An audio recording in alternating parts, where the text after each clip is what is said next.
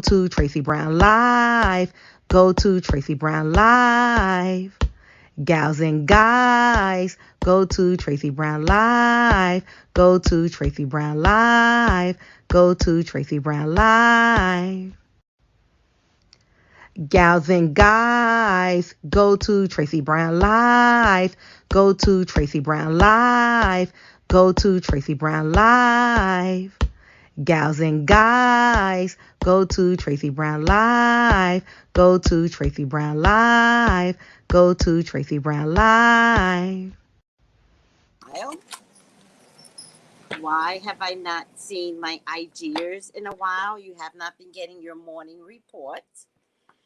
And we must get the day's report. I am going to do something in addition to today, the morning report. I think I want to do it going into the new year, right? So I want to see week to week how a certain tarot card can be useful to you. So we're going to do that later.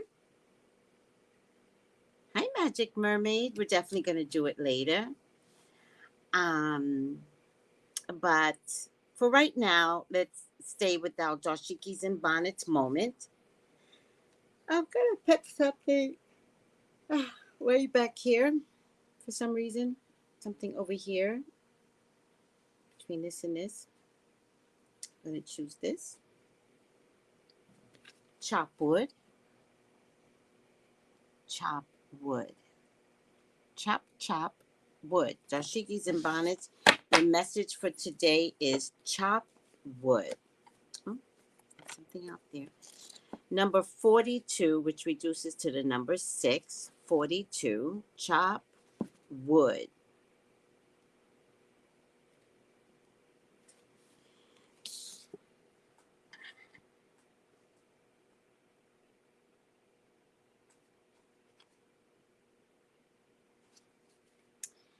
Chop wood, being grounded in everyday experience, humility. Nothing is as important right now as just doing what you need to do day to day. Let your heart remember that not everything has to be hard won. Not everything has to be passionate or even obviously meaningful. That's an interesting message, right? Relationships and friendships go through lows. And when the everyday tasks are at the center of awareness, that is perfect now in terms of relationship. Hold hands, wash dishes, make a fire, read a book, share a meal, say nothing. Say nothing. Stare into space, pick up socks, tell a dumb joke, and leave space to breathe. The work of any relationship right now is actually very simple. Just be present. Funny how it takes work to just be. All is well, really. So this is a relationship question. I focused on the relationship part here, chop wood. I think what's important here, the message that I'm getting across is let me be me as I let you be you, right? In a relationship, a friendship, a romantic relationship, even a work relationship, I'm not 100% interested in changing by way of your control, right? In a work relationship, there are so many dynamics that are working together. A lot of people and components come together. So changing is part of the requirement, right? But you asking me to change in a way that I can't is two different things, right? If I walk into an office with power or, shaking my hips, maybe that is something I can't change for you, right? Maybe I can't change the color of my hair for you, right? If I'm in a meeting and we have to work together while overpowering another's voice, maybe I can change that, right? That's at the workplace, because there's so many power dynamics that need to be considered. If I have a friendship with you, right?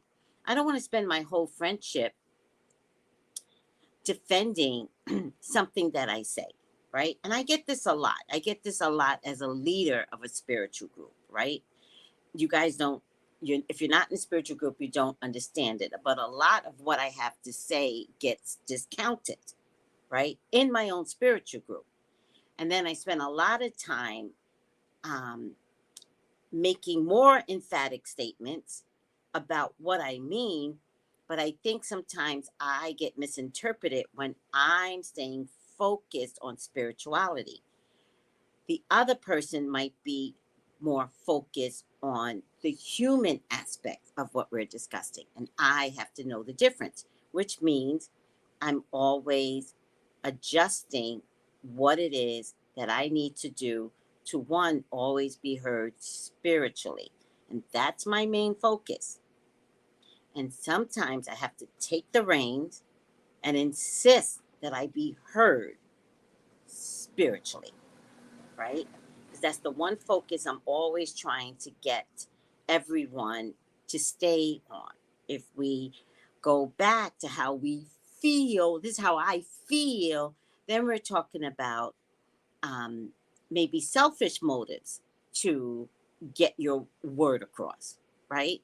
But if we stay, which is my job, especially in the spiritual group, if we stay on the spirituality of the situation, you actually can't go wrong. And that's my job, to kind of listen. Oh, what's happening here? Okay. All right. This might be personal. And then get them back on track spiritually, which sometimes could look like I'm controlling the situation. I am, but just to get it back to a spiritual component, right? Which takes practice, right? I don't always tell people what I'm doing. I always say what I'm doing. I was like, well, spiritually, let's look at it this way, right? If it's a personal relationship, right, we want to be able to show up as natural as we can without disrupting a system, right?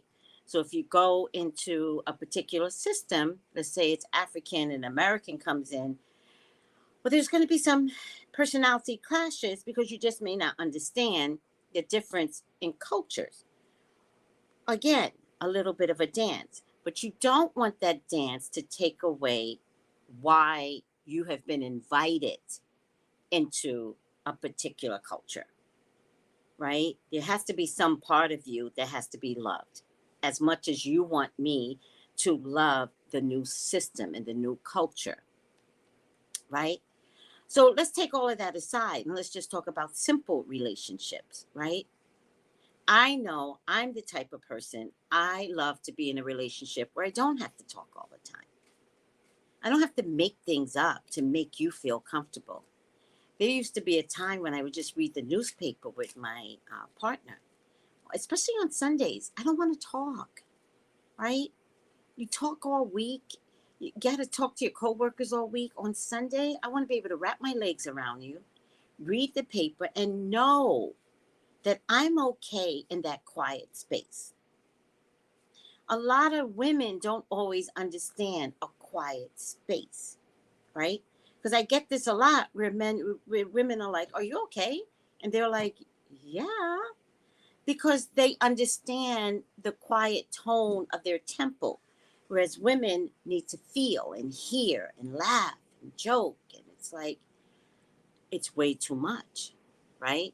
Now I call myself having masculine energy. Hey Matt, hey, how are you, sweetie? Yes. I call myself having a lot of masculine energy, but it's made it better in male relationships, right? Of course, I have feminine energy and I know the difference between the two. So, I once went to a lunch with someone that purposely picked me up to be upset during lunch.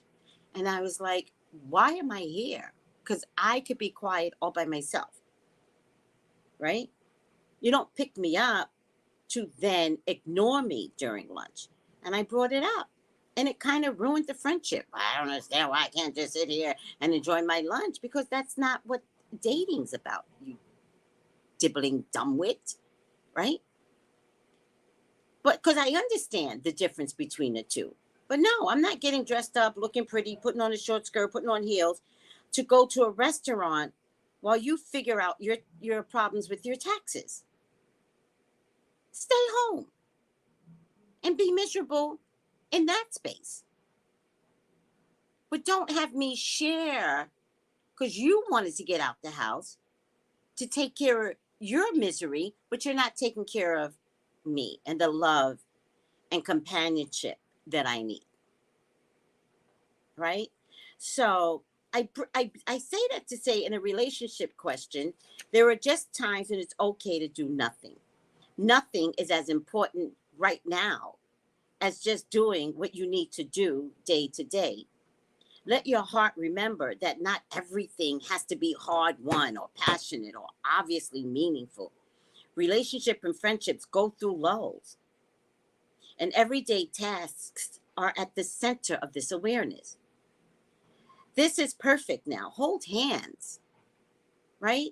Sit with your partner, and is that possible? I don't see nobody holding hands out there. You don't hold hands during the movies. You don't hold hands when you're at a street fair. Why aren't you guys holding hands anymore? And I'm not saying as if I'm separate from it, but I'm telling you right now, at this stage in my life, somebody better hold my hand.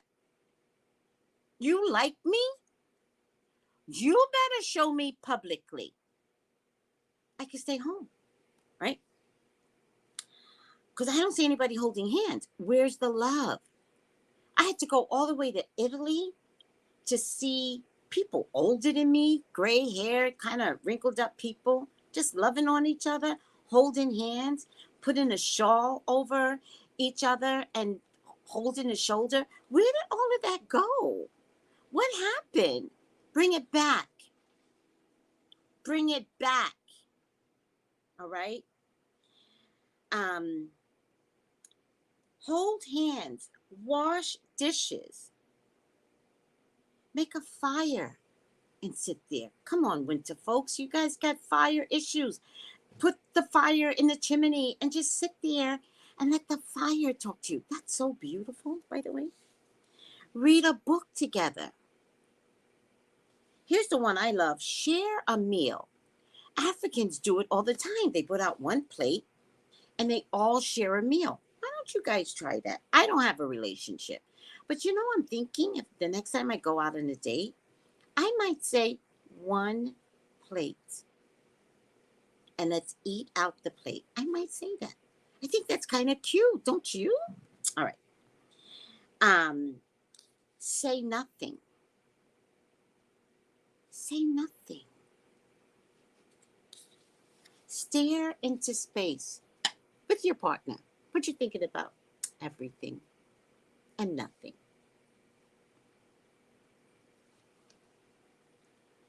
Pick up socks. I don't know what that means. That goes with, do dishes. This is mandatory. This is my favorite. Tell a dumb joke. Now, I say that to say I'm constantly telling stupid jokes. I'm very, very sarcastic. Nobody understands my sarcasm, but it's really funny. It's hilarious. The work of your relationship right now is very simple. Just be present. Funny how it takes work to just be. All is really well. I love that. I know. I was like, chop, chop. A message came through. Oh, thank you, Spirit, for the messages. I take no credit. I pray every single time I come on Dashiki's and Bonnets. So we have to give all the credit to Spirit. Thank you, Spirit. All right, guys, that's your message for the day. Enjoy your friendships, your romantic relationships, your work relationships. Enjoy. Take it easy. Bye. Gals and guys, go to Tracey Brown Live.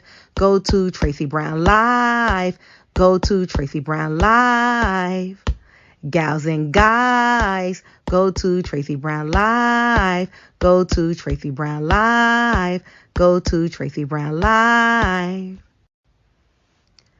Gals and guys, go to Tracey Brown Live.